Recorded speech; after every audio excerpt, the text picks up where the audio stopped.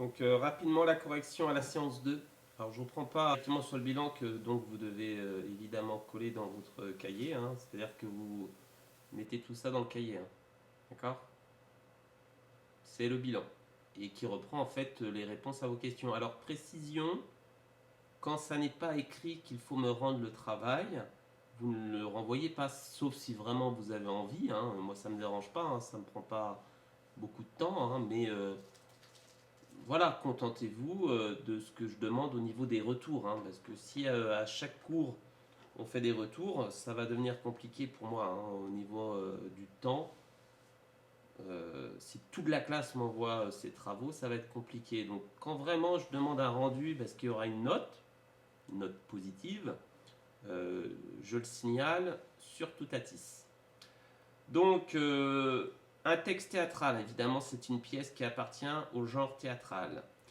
C'est une pièce, certes, mais écrite, et c'est ça qui est très fort, hein, en alexandrin. Vous prendrez n'importe quel vers de cette pièce, ce sont tout le temps des vers de 12 syllabes. C'est ce qui fait qu'au niveau du rythme, c'est une pièce extraordinaire.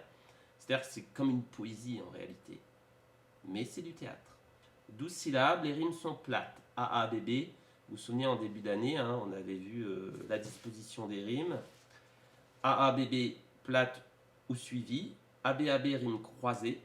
Et A, B, B, A, rime embrassée. Là, on a des rimes plates. C'est d'ailleurs souvent ce qui est utilisé au théâtre, quand c'est écrit en vers. C'est une tirade, hein. On avait vu ça quand on avait étudié Roméo et Juliette. Une tirade, c'est une très longue réplique. D'ailleurs, tout de suite, j'y pense, je vous le dis, on l'apprendra, cette tirade. Vous mettrez en petit groupe et puis vous me ferez cette tirade. Alors, je ne sais pas comment ça va tourner, hein, par rapport au confinement, mais moi, ce que j'aimerais bien, alors pour l'instant, n'apprenez pas, hein, ne répartissez pas. Moi, ce que j'aimerais bien, c'est que l'on fasse ça quand on retournera en classe, hein.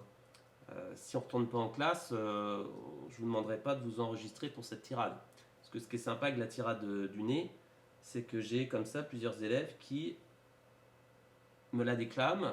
C'est beaucoup plus sympa. Ben bon, j'en reparlerai plus tard. Ensuite, ce qui est important aussi, c'est de comprendre, c'est que Cyrano, et ça durant toute la pièce, c'est un personnage théâtral. Alors il y a deux sens à théâtral, hein. Évidemment, c'est un personnage de théâtre, donc c'est un personnage théâtral, mais il est aussi théâtral dans le sens où il est quelqu'un d'excessif. Il est quelqu'un qui tout le temps essaye de se mettre en scène. On peut d'ailleurs dire dans la vie de tous les jours, hein, en dehors de la littérature, de quelqu'un qui est théâtral. Si vous connaissez quelqu'un qui aime bien un petit peu vous faire rigoler, ou si vous connaissez quelqu'un qui essaie toujours de se mettre un petit peu en scène, qui parle de manière un peu extravagante, bon, vous direz qu'il est théâtral. C'est le cas de Cyrano, hein, parce que dès le début de la pièce, la tirade du nez, par exemple, il est dans un théâtre, le théâtre du Bourguignon, je crois, et il interrompt une pièce qui l'ennuie beaucoup, et il se met, si vous voulez, à prendre la place, en quelque sorte, des personnes qui font une pièce de théâtre, et c'est lui qui fait le spectacle. D'accord?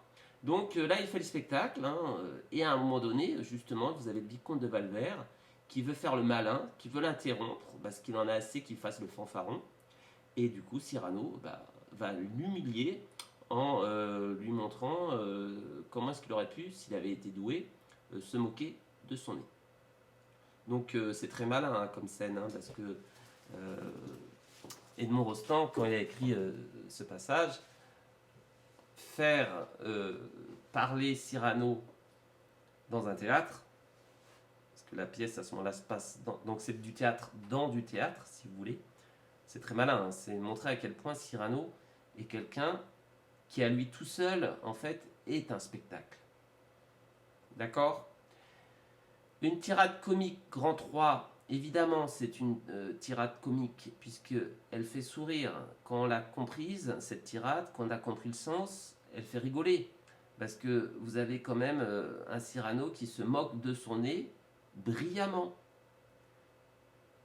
Vous allez regarder sur YouTube, vous tapez tirade du nez Cyrano, vous avez même, alors je ne vais pas vous donner des liens, hein, parce que, mais bon, vous avez même des parodies, hein. C'est vraiment un passage de littérature qui est extrêmement connu, qui est brillant et qui a été repris à de multiples reprises.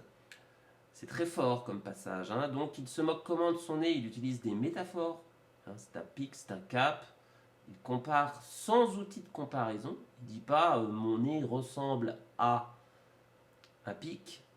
Il ne dit pas mon nez est comme un perchoir. Non, non, ce sont des métaphores. C'est-à-dire que directement, il désigne son nez comme étant quelque chose de long et d'exagérément long. D'où la figure de style hyperbole. L'hyperbole, c'est quand on exagère. Son nez est long, certes, mais est-ce qu'il est long? Est-ce qu'il est aussi long qu'une péninsule? Bien sûr que non. Est-ce que quand il fume, on a envie de crier au feu? Bien sûr que non. Est-ce que quand il saigne du nez, c'est la mer rouge? Bien sûr que non. Ce sont des exagérations qui font sourire, qui font rire. Ce sont des hyperboles. Et donc, par sa verve, on pourrait dire par son éloquence, hein, c'est-à-dire son habileté dans l'art de manier le langage, Cyrano ridiculise, humilie Valvert, le vicomte, qui lui s'était contenté de lui dire vous avez un nez long. C'est-à-dire qu'il n'a pas l'esprit pour se moquer de manière brillante du nez de Cyrano. Et du coup, Cyrano lui fait comprendre que, bah, désolé, mais s'il veut bien qu'on se moque de son nez, mais si on se moque de son nez, il faut le faire de manière brillante. Ce dont le vicomte de Valvert n'est pas capable. Et donc, par l'exemple, Cyrano lui a montré comment est-ce qu'il aurait pu, lui, se moquer de son nez. Donc c'est vraiment un passage très connu de la littérature française, brillant, hein, et qui est drôle, comique, et qui, au niveau évidemment du style, est vraiment très intéressant. C'est pour ça que si on peut l'apprendre en classe, ce serait vraiment très bien. Chaque année, ça marche très bien avec les élèves. Voilà, donc voilà pour le bilan. Donc il n'y a pas de notes, il n'y a rien, hein, c'est-à-dire juste vous l'avez fait. J'espère que vous avez compris un petit peu le passage. Et d'ailleurs, en dessous, vous verrez, j'ai mis la. Comme l'hyperbole, on l'avait déjà vu cette année, mais on l'avait. Je crois hein, qu'on n'avait pas. Je me trompe peut-être, je ne sais plus. Hein. Mais je ne sais pas si on avait noté, on en avait déjà parlé, mais je ne sais pas si on avait noté la définition de l'hyperbole, donc je vous la donne. Je vous ai mis deux exemples, qui donc là sont complètement en dehors d'un exemple littéraire. Les voisins ce week-end ont fait un vacarme à réveiller un mort.